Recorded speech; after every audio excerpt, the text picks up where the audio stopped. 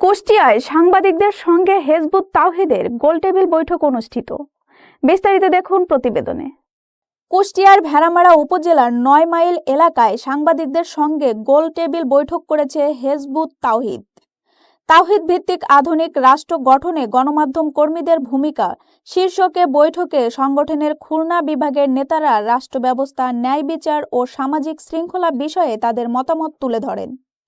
বৈঠকে ইমাম হুসাইন মোহাম্মদ সেলিম বলেন, তাওহিদ ভিত্তিক রাষ্ট্র পরিচালনায় ইনসাফ ও ন্যায় বিচার নিশ্চিত হবে এবং এজন্য বিদ্যমান রাষ্ট্র কাঠামোয় মৌলিক পরিবর্তন প্রয়োজন।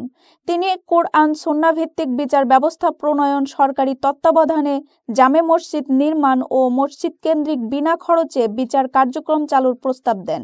এ সময় তিনি বলেন, গণমাধ্যমের বাক স্বাধীনতা বজায় থাকবে, তবে ভুল বা মিথ্যা সংবাদ প্রকাশ করা উচিত নয়।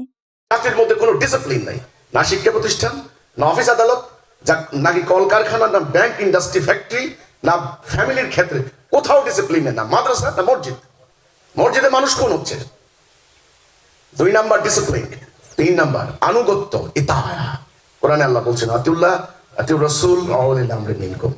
আল্লাহর আনুগত্য, রাসূলের আনুগত্য, তোমাদের মধ্যে উলিল আমরের আনুগত্য করবা।